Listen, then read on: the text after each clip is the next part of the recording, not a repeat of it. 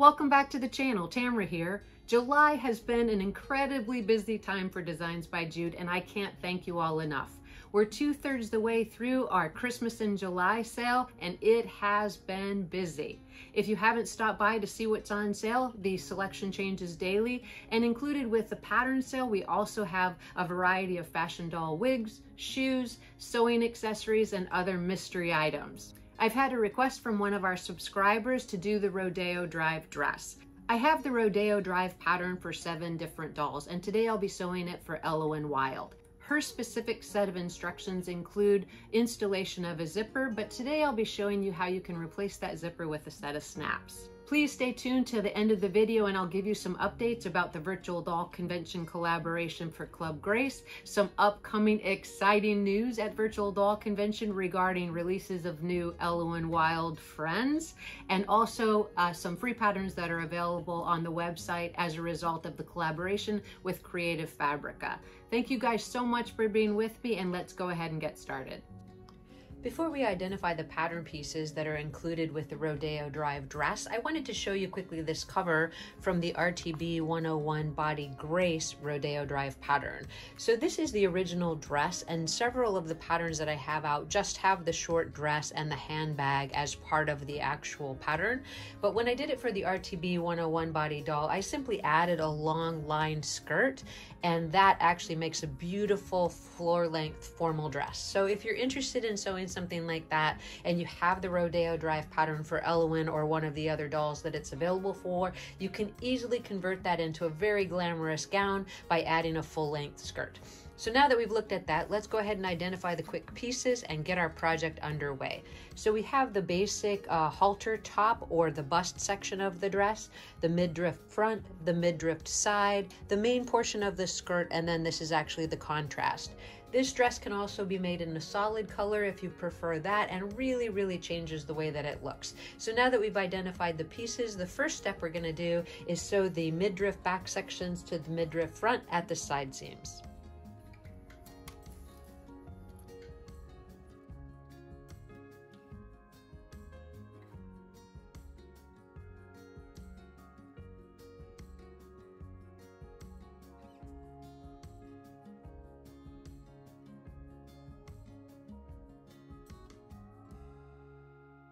We're going to repeat that same step with the lining, and then we'll take the 2 pieces over to the ironing board and press the seam open.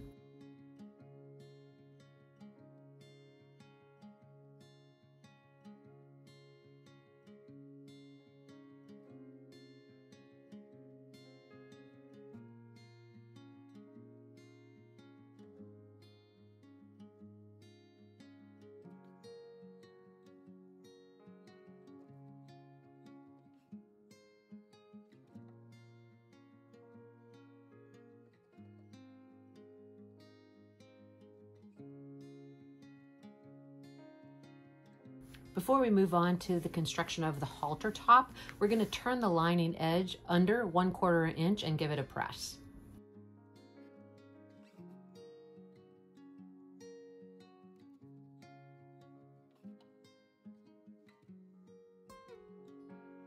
Next, we're going to take our halter piece sections, and with right sides together, we're going to sew up and around the halter top, leaving the bust edge open.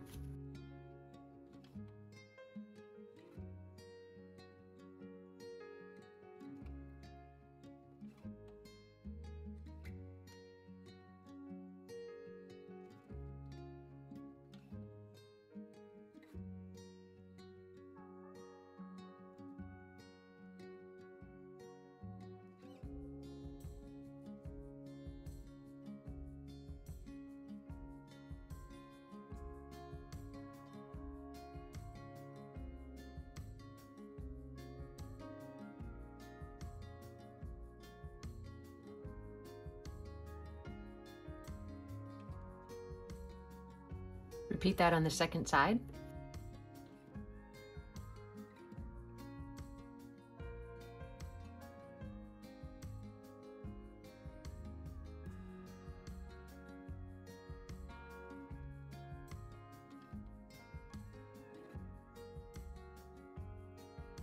With the 2 halter pieces sewn, you're just going to check both sides, make sure everything looks good, and once you're satisfied, you're going to clip in towards this seam allowance and trim it down a little bit.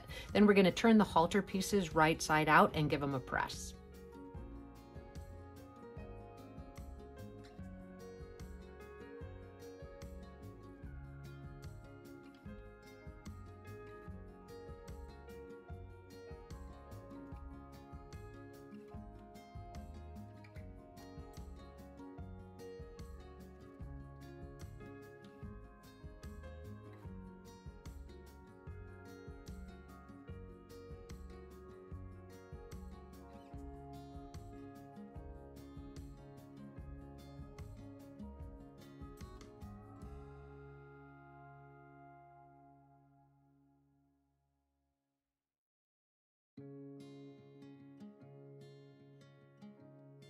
With the lining, you want to see a little bit of the front fabric at the back of the garment, and that's going to just ensure that your lining's not showing at the front.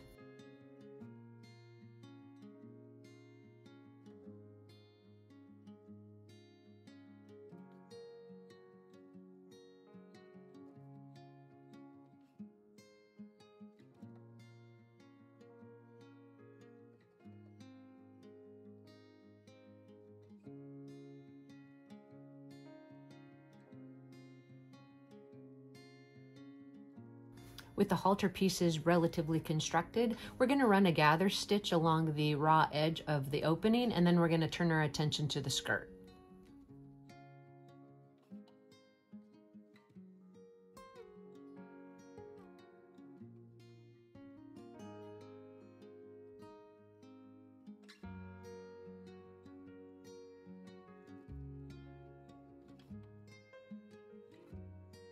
We're going to set the halter pieces aside for a minute, and we're going to get the trim sewn to the bottom of the skirt.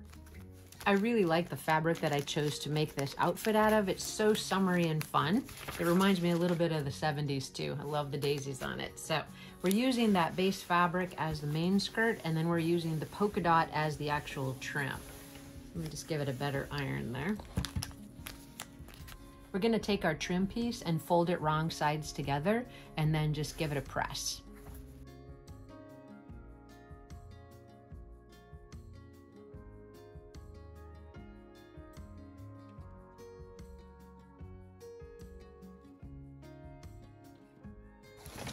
Once the trim is pressed, you're going to place it right sides together with the main body of the skirt, pin it in place, and sew it together.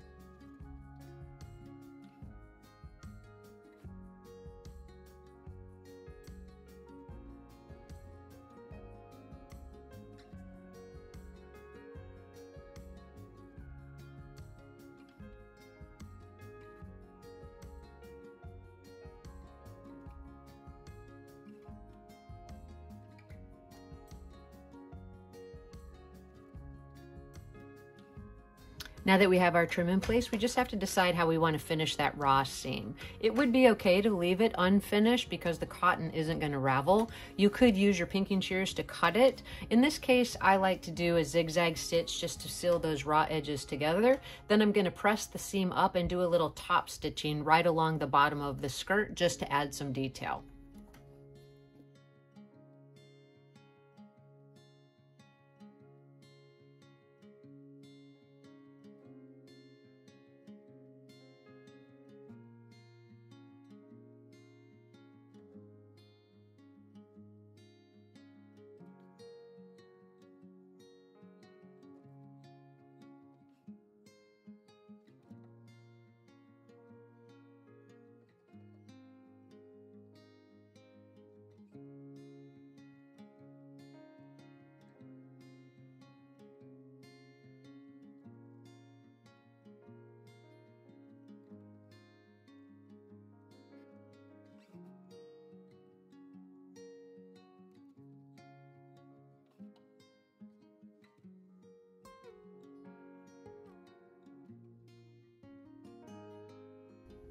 With the trim installed on the skirt, I'm actually going to run a gather stitch along the waist edge.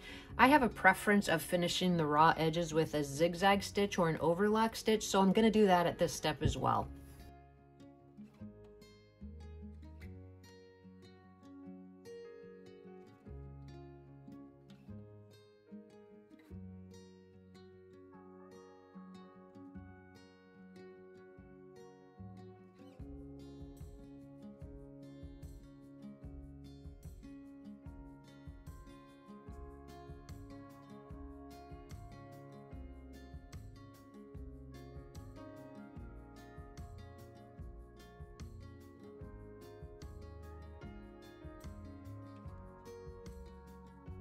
I'm going to pull the gathers to fit the bottom of the midriff.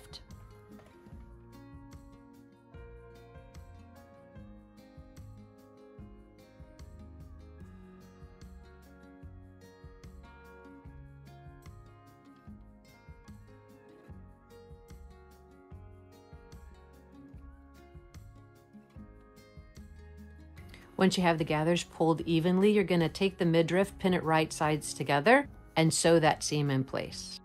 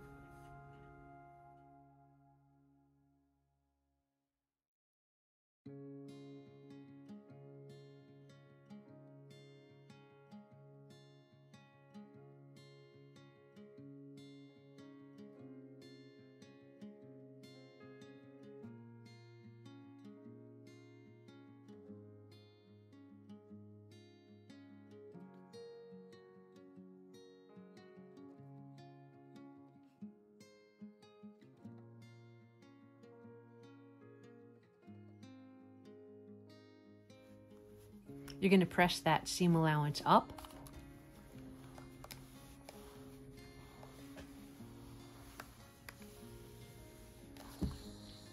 Now, if you do see any of your basting stitches at the front, this is the time you want to actually pull that out. So I think in general, it's looking pretty good. For the next step in construction, we're going to need to refer back to the midriff front. You'll notice here that there's 3 dots indicated on the top of the midriff, and that's actually placement of the halter top. You're going to pull the gathers at the bottom edge of the halter, match the centers to the center of the skirt, and then evenly distribute the rest of it over to the second dot as indicated on the pattern. Now, I like to keep my doll close by to make sure that I'm happy with the distribution of those gathers. So once I get those attached, I'm going to sew that waist seam, and we'll move on to the next step.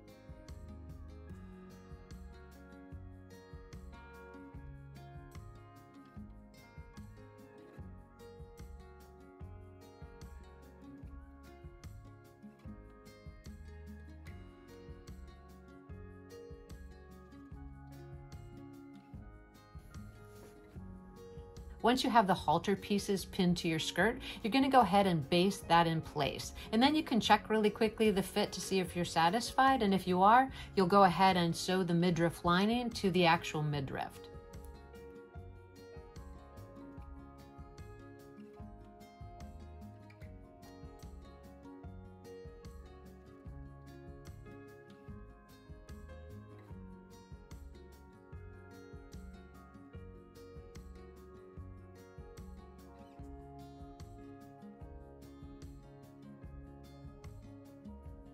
After you have the halter basted in place, I like to check the fit to the doll and make sure that I like the way that it's looking before I go on to the next step. So I've grabbed one of my Ellowyne dolls here, and I'm just going to slip it on her real quickly. And I think it's actually going to be just fine. So you'll notice on this pattern, today I'm actually completing the construction with snaps, as I said at the beginning of the video. This pattern calls for actually a zipper installment, so there's a little more room in the back than is necessary for snaps. So just keep that in mind if you're adjusting the pattern from zipper to snaps. So with that fit checked, I'm going to go ahead and remove the dress from the doll. I'm going to grab the lining to the actual top, and I'm going to pin it right sides together. I'm going to sew across the top edge and down the left back opening as I do with most of my patterns. In this case, like I said, I'm going to take a little bit of a bigger seam here just because there isn't a zipper installation. And then I'm going to get it turned right side out and we'll move on to the next step.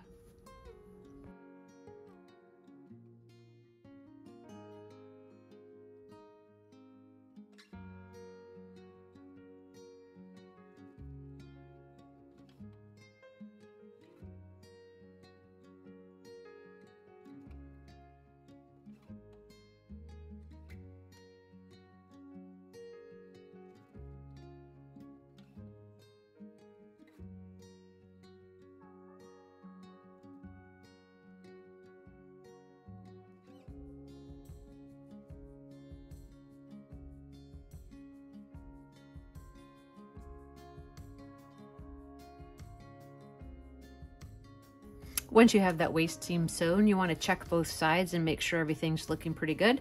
If it is, then you can go ahead and clip into that seam allowance and turn the lining to the inside of the dress and give it a press.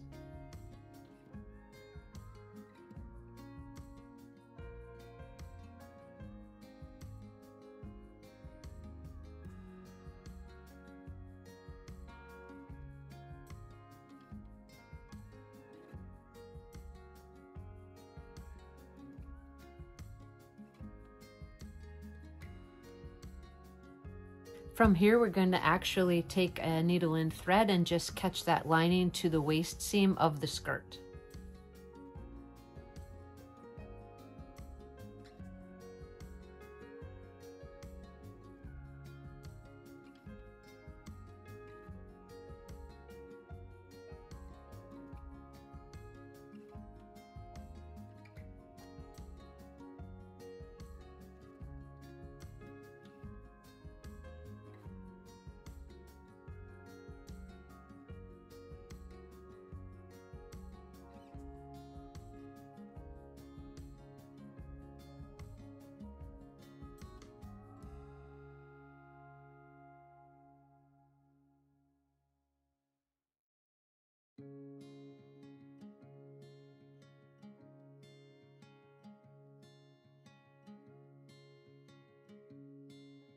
Once you have the lining sewn to the actual dress, then you're just going to run it over to the sewing machine and zigzag or serge that right back opening closed.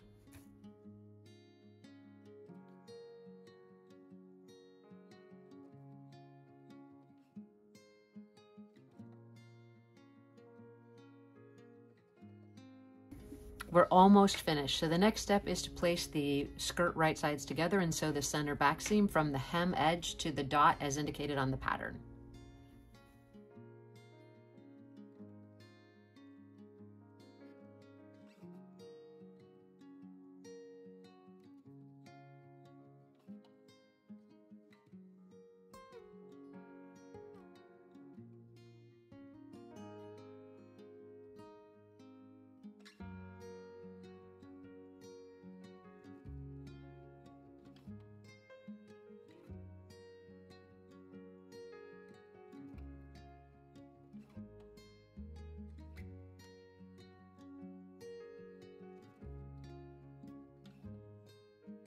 With the center back seam sewn, you're going to take it over to the ironing board and press that seam to one side, get a fit to the doll, and mark the placement for the snaps.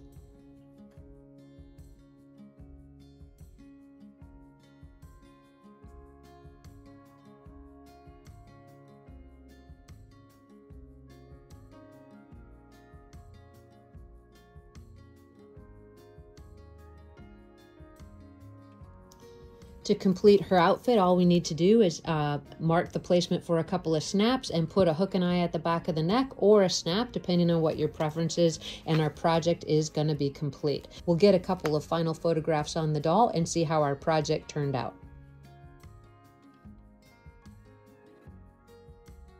This pattern is really user-friendly, and it's something you can get done quickly in one afternoon.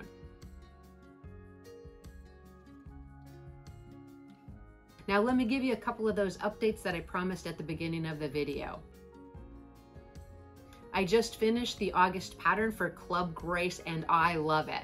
Please check back on August 1st for the pattern's availability as well as the accompanying sewing tutorial. Since my last video, I've completed an additional 2 collaborative videos with Creative Fabrica, and that's produced 2 additional free patterns for you.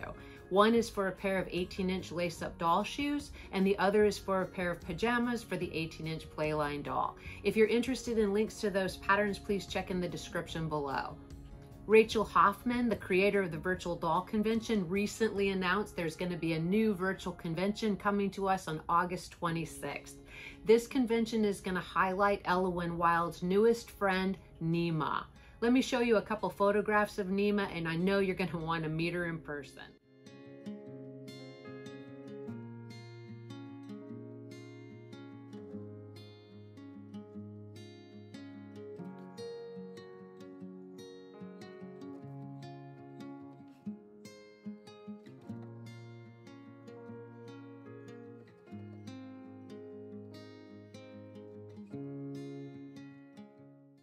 I guess that about sums it up. That's a lot of information in one video. I hope you enjoyed the instruction for sewing the Rodeo Drive dress. If you have any questions, please list it in the comment section below. Hit that subscribe and like button, and I'll see you in the next video.